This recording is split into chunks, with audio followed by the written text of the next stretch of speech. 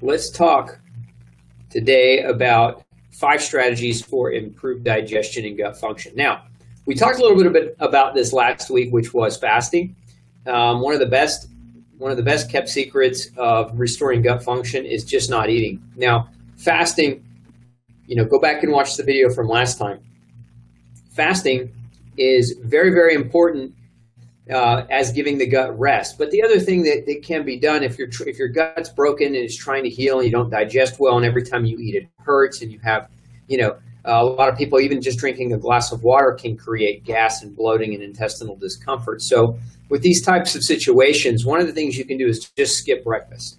A lot of people think breakfast is the most important meal of the day. They think, oh gosh, if I don't eat my breakfast, then I'm not gonna function for the rest of the day. But the opposite can actually be true.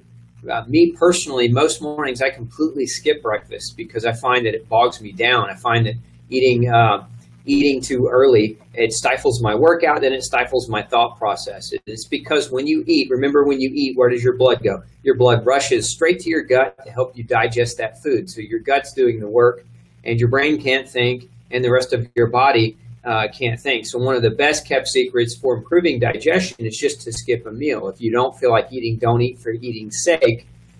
Because if you do, what can end up oftentimes happening is you overburden your gut for too long a period of time, and it's really, really challenging if your gut's already broken and you keep asking it to digest, you keep asking it to work. It's kind of like if you're coming off of an 8-hour day and your boss says, I want you to stay for another 4 hours, so you work another 4 hours and you've worked a 12-hour shift, and then he comes to you at the end of 12 hours and says, hey, by the way, I want you to work another 4 hours, and you're ready to go home, you're done, you're toast.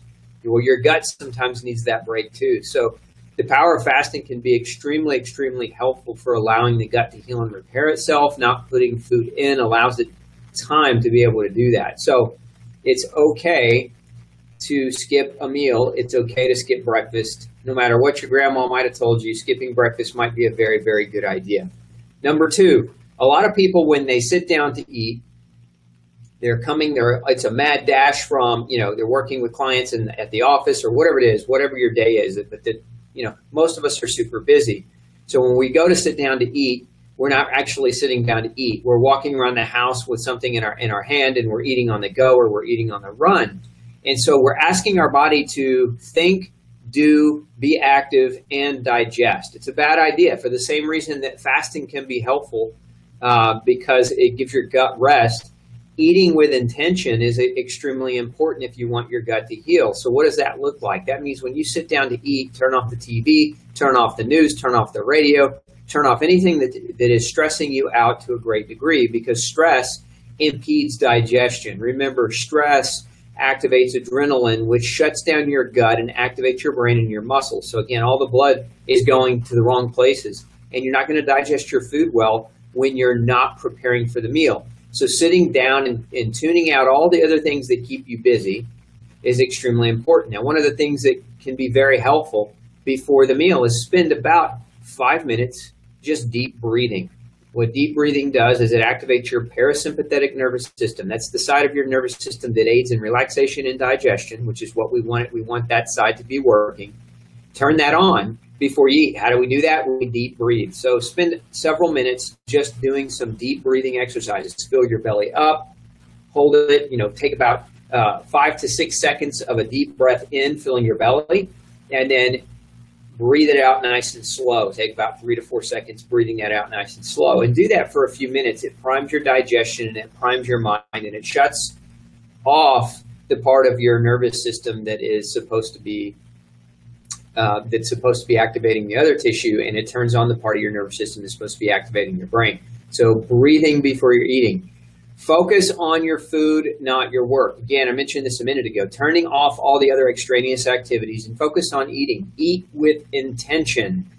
Think about all the things that happen when we sit down for a meal. The very first thing that happens that kind of alludes to that meal is our sense of smell is activated. We smell the food. And that smell triggers a hormonal cascade that prepares us for digestion. So we have the sense of smell, and it needs to be engaged and it needs to be activated. Then we have the food itself. We're putting the food into our mouth. Well, what's the first thing there? Taste. The next thing is we're tasting the food, whether it tastes bitter or astringent, whether it tastes sweet, whether it tastes salty, whatever that might be. Taste is very, very important.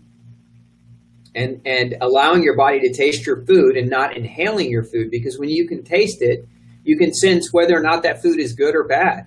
Oftentimes, I've actually had this happen. My wife is the master taster, and she'll be eating something, and she'll cue in after just the first bite. This isn't any good. There's something wrong with this food. There's something wrong with this. It sit out too long, or it just wasn't fresh. Your sense of taste kind of gives you an idea of whether your food is safe or not. So allow your sense of taste to work. Allow your sense of taste to do its job, to warn you about the food or to welcome that food in.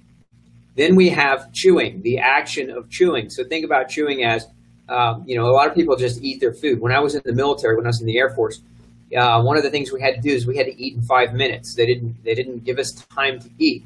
So when I came out of the military, I had to relearn how to chew my food because I would just literally inhale it, and it wouldn't digest it very well. Your teeth are designed to break your food down so that your stomach and your intestines don't have to work quite as hard. So chew your food thoroughly. Spend time chewing your food. Chewing also releases amylase, which is an enzyme that helps you break your food down. Chewing is, again, it's a very, very important part of the experience of eating.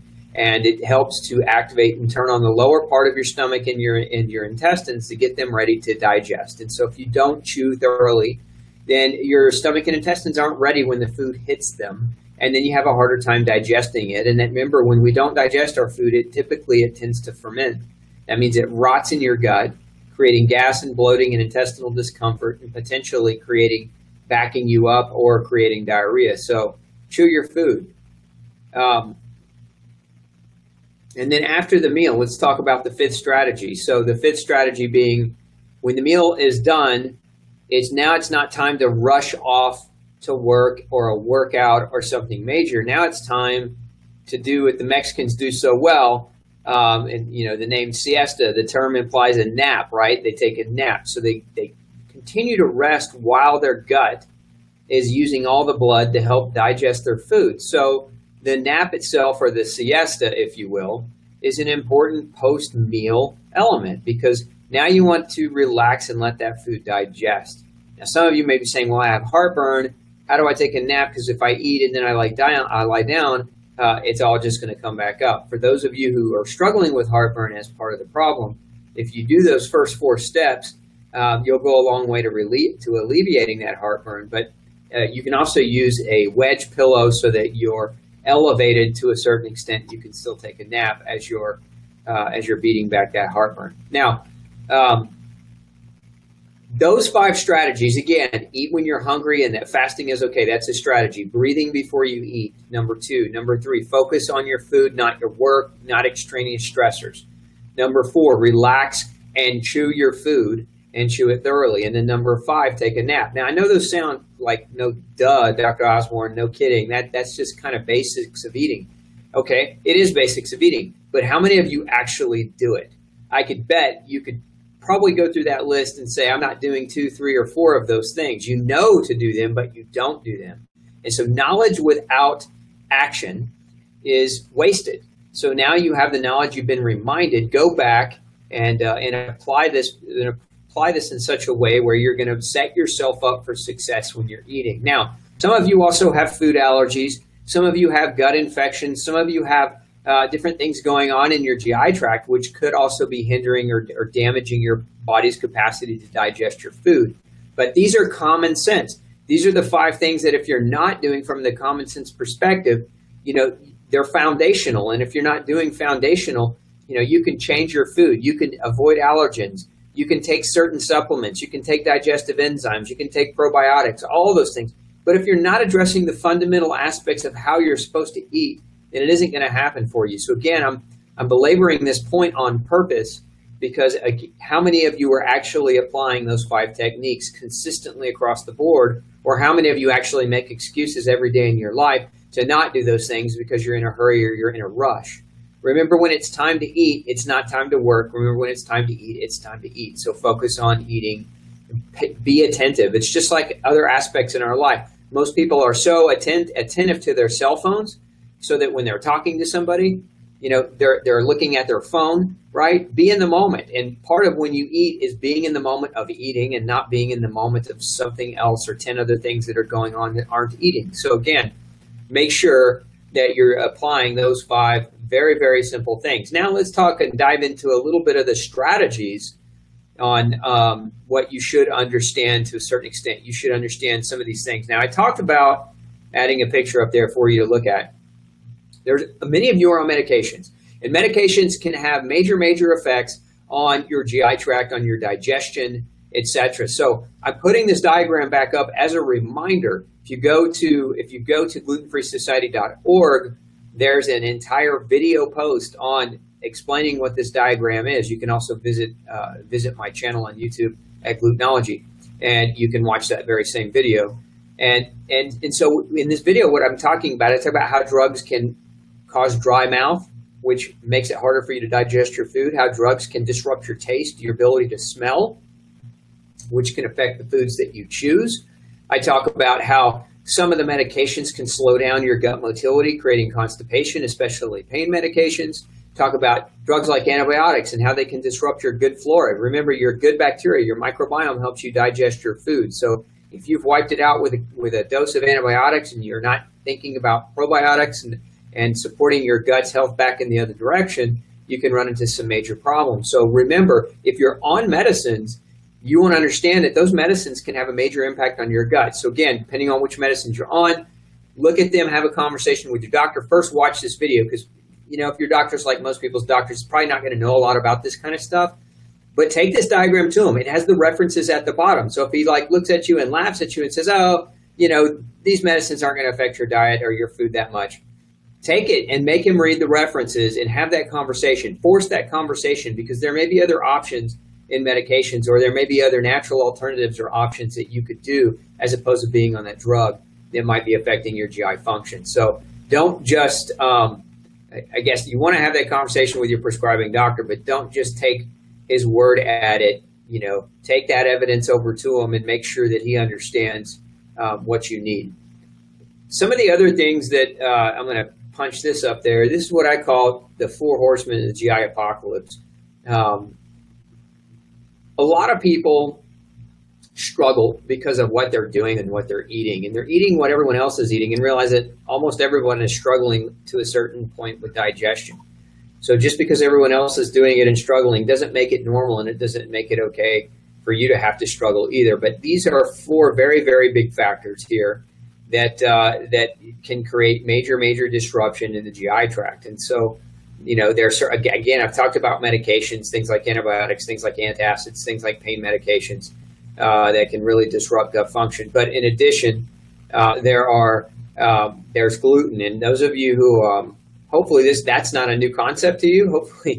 Hopefully if you've been following me for any length of time, you get gluten. You understand that is a no-no. Any grain, for that matter, is a big no-no. Those seeds, which is what grains are, it's basically they're seeds of the grass.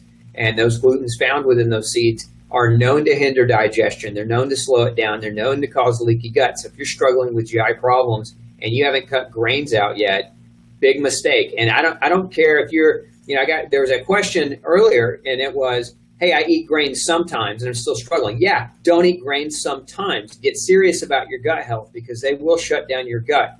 That's what they do. That's what they're good at. That's what they've been trained by Mother Nature to do, is to impede your ability to digest the seed of the grain so that it can come out in your poop, because your poop is fertilizer, and that seed wants to get onto the ground with fertilizer around it so that it can grow more grass. It doesn't want to be your food. I promise you that's the way they work. So keep the grain out.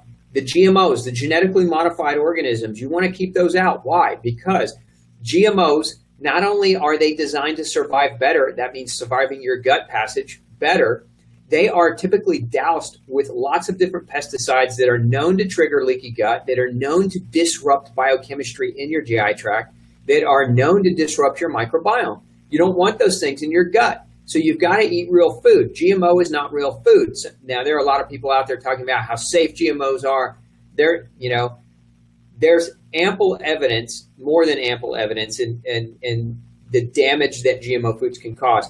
And if you're new to that topic or you're new to that thought process, I would encourage you. There's a great book called Seeds of Deception. Go read it. Seeds of Deception. It's a fantastic book. You can learn a little bit more about why GMO is actually not safe for you, and you want to consider removing it completely from your life 100%. Okay. One of the other things, we talk about food additives. There's a number of food additives. Let me move that one down out of the way. There we go. Food additives. One of the big ones is meat glue, and I talked about this a while back in a comprehensive article. But meat glue. Meat glue is this MTG. MTG stands for microbial transglutaminase. This is a substance that's used to piece meat parts together. So, like if you're going to a fast food restaurant and think you're getting a chicken breast, think again. It's chicken bits that have been glued together with an enzyme, an industrial enzyme produced in a petri dish, so that it's basically designed to save restaurateurs money. But meat glue isn't just used in meat. It's oftentimes called meat glue, but it's not just used in meat. Meat glue can be used in dairy products. It can be used as a thickening agent. And so the different kinds of gums and things, oftentimes we'll get some of the milks that and dairy products, creamers and things of that nature will also have meat glue. Lots of your processed food, if you go eat sushi and you get their fake crab meat, for example, you're eating a ton of meat glue. Now, what does MTG do? It actually works like gluten, and a lot of research studies have shown that those with gluten sensitivity highly react to microbial transglutaminase. And so if you don't have your diet and your food dialed in and have the meat glue dialed out, you could still be struggling with gut problems as a result of that, even though you are eating gluten-free. So again, don't eat foods with MTG or meat glue. It's bad news. And if you want to read more about it, go to drpeterosborne.com. I've got a great piece, an in-depth piece on that very topic. Now, let's plug this up here. This is what I call the five barriers to the GI tract, and a lot of people struggle with gut health because these barriers are broken. Your 5 primary barriers, the first one is called your GALT, your gastro-associated lymphoid tissue. And your GALT is the immune system, basically. It's a representation. It's like tonsils that wrap around your small intestine. It represents about 70 to 80% of your entire immune function. And it's there in your gut to protect you from what you eat. Because even when you eat, remember, eating is warfare.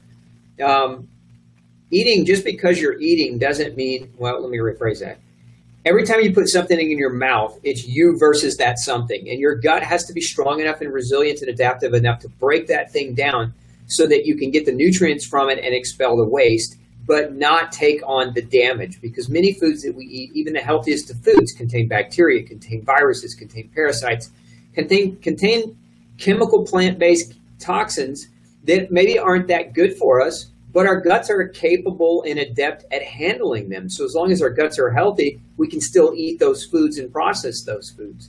So if your GALT is overwhelmed, in essence, if you've been getting exposure to GMOs and meat glue and glutens and food preservatives and additives and dyes, and you're bombarding your gut every time you sit down for a meal and you're giving it more work to do than what it's capable of processing or handling, then you're going to overwhelm your GALT. And of course, you don't want that to happen. You don't want to overwhelm your GALT. One of the other barriers is something called a tight junction. These are like the little snaps in between your gut cells. Your gut is lined by a single layer of cells, and there are little anchoring proteins in between those cells that keep those cells tightly compact and compressed together so that nothing leaks through your gut into your immune system. Remember, your GALT is right behind the tight junctions. So if anything does leak through, that's what's bombarding your immune system. So a number of different things can cause leaky gut. Probably the most well-studied is gluten, but bacteria and other kinds of infectious microorganisms can cause leaky gut. Plastics like BPA, you've heard about all the BPA, the new BPA plastics, BPA water-free water bottles, etc. Well, it's not just BPA, it's the other BPs as well. Bisphenol is not good for your gut. Parabens aren't good for your gut. Phthalates are not good for your gut. So these are all toxins and compounds that we get exposure to when we eat or drink out of plastics, even BPA-free plastics. So avoid doing those things to avoid creating a major gut dysfunction. Antibiotics and antacids, we mentioned the medicines earlier. Those can all contribute to leaky gut. A number of medications can. Aspirin, ibuprofen, naproxen, Celebrex, all those different types of medications can contribute to a leaky gut. So think about that the next time you're thinking about popping something. Is it necessary? Or if you're taking something chronically, ask yourself why you're taking it and what the potential implication long-term are on those tight junctions. Then we have the next barrier, which is your mucosal barrier. This is a layer of snot. Basically, your gut produces mucus as a physical barrier to protect you from your food. So it's kind of like a sealant that goes over your cells that protects your cells. And a lot of medications can erode that mucus. Again, I mentioned a minute ago, ibuprofen, aspirin, Celebrex, naproxen, Mobic. These are different medications that are known to cause erosion of the mucosal lining of the GI tract. So if you're using those on a consistent or regular basis, what you're going to end up with is that third barrier, that mucosal barrier being eroded. Now, inside that mucosal barrier, you make an antibody called IgA, secretory IgA. This is like handcuffs of the gut. They police anything that your body perceives as an enemy. The IgA binds to it like handcuffs so that you can poop it out. And if you don't make adequate IgA, or you're protein malnourished, or you've been fighting your food for so long that your antibody levels in your gut are suppressed or diminished, you can run into a lot of problems. So we got to keep your IgA strong. Many people who have chronic illness actually have an antibody deficiency in their gut. And this can be measured. This can be measured very easily with a stool test. And if you have that deficiency, one of the best things that you can do is take an antibody formula. I have something called ultra-immune IgG. I have two different versions. I have a colostrum-based version, which is made from colostrum, and then I have another one, which is a serum-based version, which is for those of you who have dairy problems, can use a serum-based version, which is serum-derived. And both of the formulas contain high levels of antibodies to help your gut come back online, to protect your gut while you're trying to change your diet and change your lifestyle to improve your gut function. And then the fourth barrier is your microbiome, the good bacteria. So think about that the next time you're faced with an antibiotic. If the doctor ever prescribes you an antibiotic, but they're not sure whether or not you have a bacterial infection, this is a question you want to ask. Hey, doc, won't this antibiotic destroy my gut flora? Isn't that dangerous for me in the long run? Doesn't that increase my risk for yeast overgrowth or yeast infection? Won't that create a potential issue for my gut after the antibiotic? Look, there's nothing wrong with taking an antibiotic if you need it. But if you don't need it and the doctor's guessing at an infection and you don't really have a bacterial infection and then you take an antibiotic, it's not going to do you any good, but it could do you great harm. And then the fifth barrier is your stomach acid. And the stomach acid kills germs. It wipes out potential life-threatening germs, microorganisms that aren't supposed to inhabit your lower intestine. And if you suppress your acid with Tums and Rolaids and Nexium and Prilosec and some of these other medications, you can end up with a major, major problem. But the other issue is when you suppress your acid, you suppress your digestion. Remember, acid's necessary to break down meat. So a lot of people that are taking antacids, what happens when they eat meat is that meat just rots in the gut and it changes their microbiome and it creates all kinds of problems that will cause gut disruption and gut dysfunction. So keep all of those things in mind. In that we want to maintain those 5 barriers at all times. So now I'm going to talk about 2 more things today. One is, this question comes in a lot. What are the best supplements to support GI health or gut health? You know, if I could only pick a handful, this is the handful. This handful I'm going to tell you right now. Or if I could only pick a few, this is what I would pick if I were guessing. Now, in my patients, I don't ever guess. But again, for those of you who aren't my patients, those of you who are just listening, trying to figure this out and haven't yet started working with the doctor, these are going to be the top ones that you can attempt that can be very, very effective and very, very helpful at gut restoration. Number 1 is a strong probiotic. It's got to be strong. If it's not at least 100 billion in total, then you might be missing the mark. I have something called Ultrabiotic Defense, which is extremely strong. It's about 400 billion. And for many people, it's what's necessary to get their GI tracts repopulated and back online. So a strong probiotic is very important. Now, also eat probiotic-based foods. That's important too. I like non-sugar fermented probiotics, meaning not the kefirs, not the yogurts.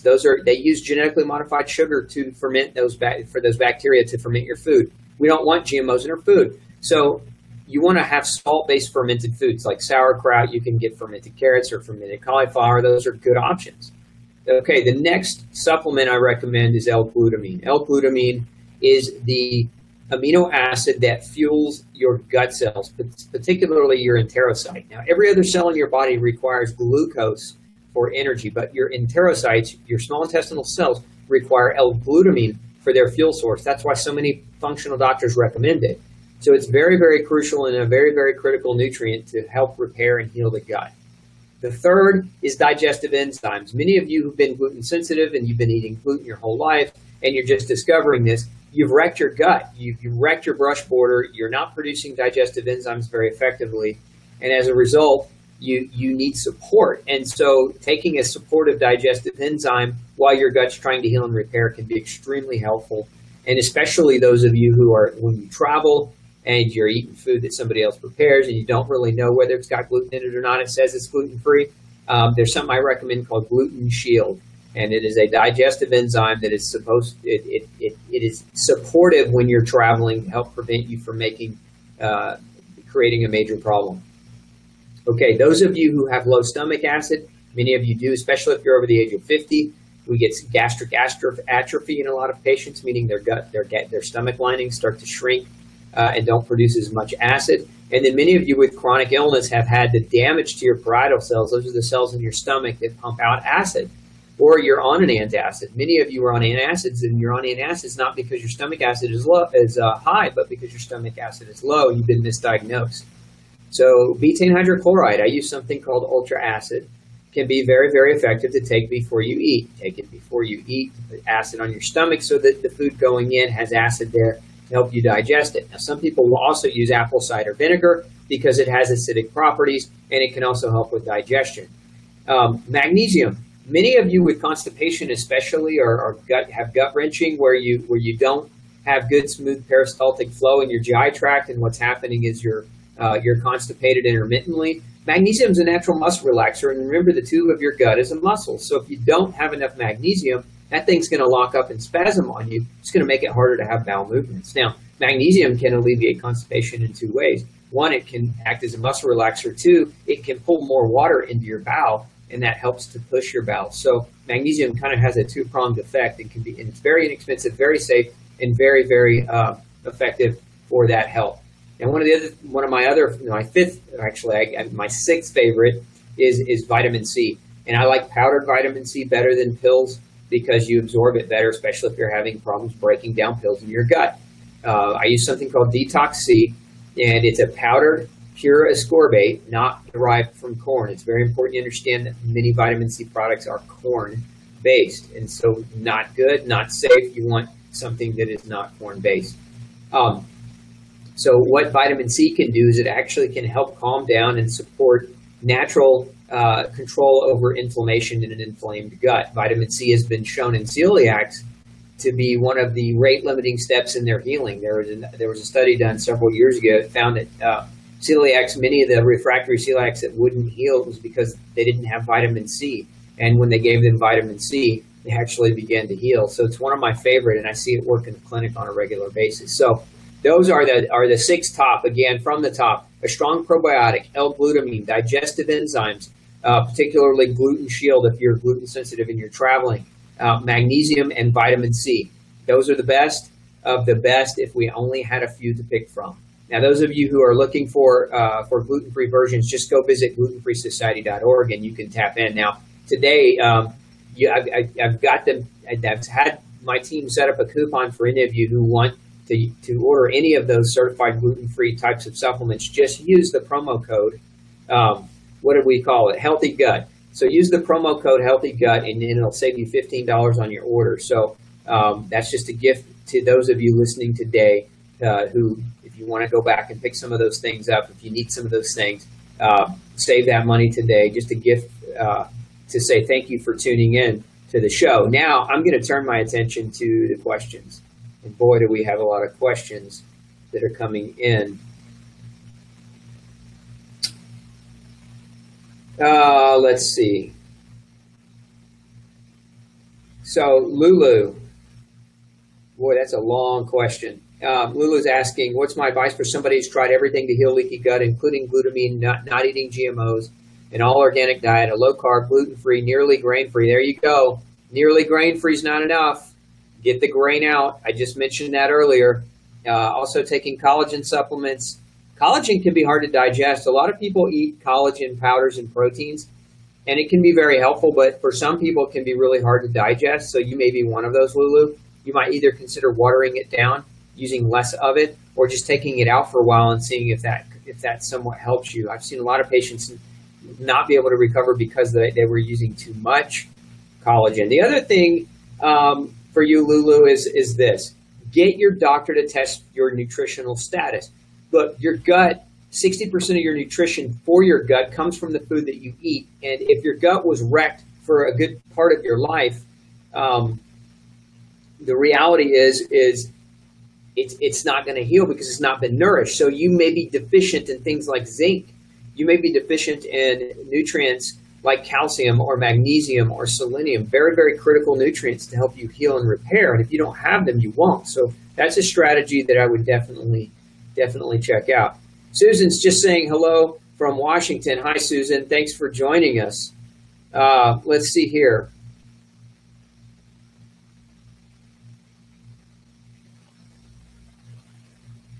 Should we avoid dairy? Great question. Yes, is the simple answer. Dairy, in terms of epidemiological research, where we study dairy in large populations, we see it increase the risk for multiple types of cancers. So just from the premise of that alone, I would say, yeah, keeping dairy out is probably a smart idea. But dairy, much of the processed dairy that are on the grocery store shelves, it's not, in my opinion, it's not even real food. It's so highly processed, full of hormones. They feed the cows horrendously. They treat the cows horrendously. You know, there's a premise. You are what you eat, but you also are what you eat eats. And when you've got all those cows that are being force-fed corn that's genetically modified, it's full of pesticides, and they are keeping them pumped up with hormones, that's just not healthy for you. Aside from that, let's say you were eating the best raw, grass-fed Jersey cow, non-GMO dairy, humans lose their ability to digest dairy around the age of 2. So, if you're an adult thinking you need to eat dairy to get your calcium, think again. It's just not the case. Okay.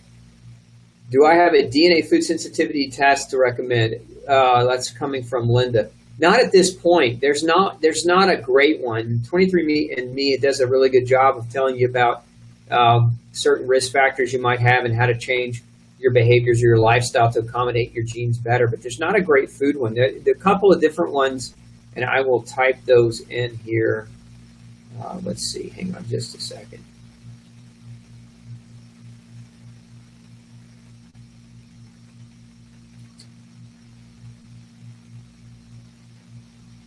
Okay, I'm sorry. Let's see here. Let me comment down below. Okay, so one of those is called HLA-DQ, and the other is HLA-B27. You can have, and I'm going to put that in the comments, you can have those testing done, and HLA-DQ is going to tell you, HLA-DQ alpha-1 and beta-1 are going to tell you about gluten. And HLA-B27 is going to give you insight into nightshades. Whether or not you have a genetic pattern, it's going to have a tendency to react to nightshades. That's about all we have for genetic linkages to eating certain types of food or not, although some would argue that blood typing is a genetic marker that can also be used to help people identify what they should or shouldn't eat. And for that information, you can read, there's a great book called Eat Right for Your Type by Peter D'Adamo. Super smart doc, and anyway, that's what I would recommend that you do. Let's see here. Can you eat goat's milk, cheese, or feta when trying to avoid cows? No, I don't recommend those other ones. Not good because the proteins are too similar. Okay. Carolyn Cavanaugh, what if you eat 3 hours before your morning training session? Yeah, I mean, again, this is a personal thing. It's not that you can't eat in the morning. It's that if your gut is broken and you feel bad, you know, that's where the trouble comes. That's where people get into trouble, generally speaking. So hang on just a second.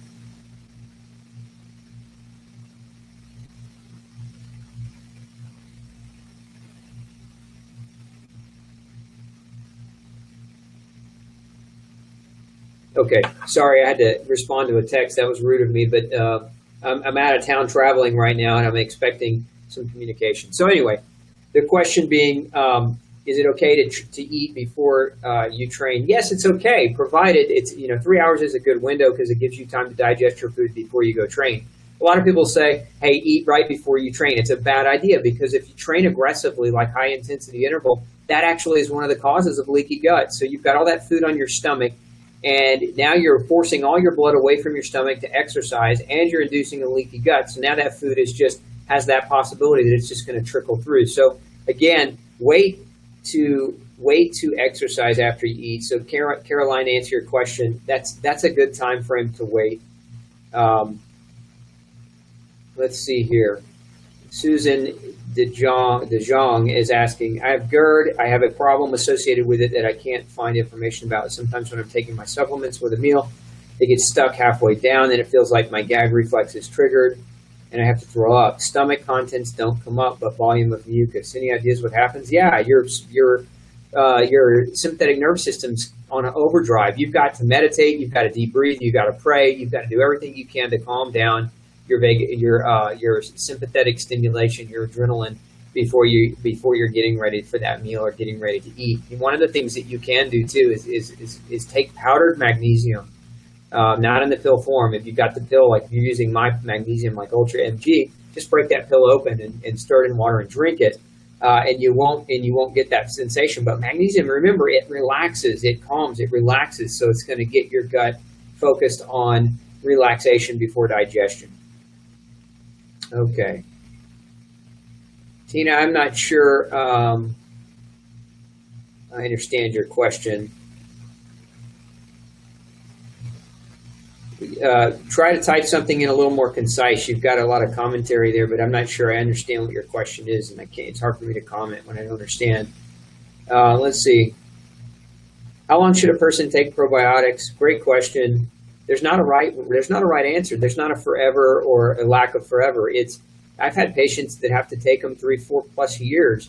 They have to continue to use them because this is one of the mysteries in science. We don't know everything, and with probiotics, there are some doctors now doing implants of probiotics rectally, meaning inserting probiotics through the rectum. But what we're finding is it works really, really well for a period of time, but then months go by and it loses its effectiveness. So one of the challenges is repopulating the gut with healthy repopulating the gut with healthy bacteria once it's been destroyed.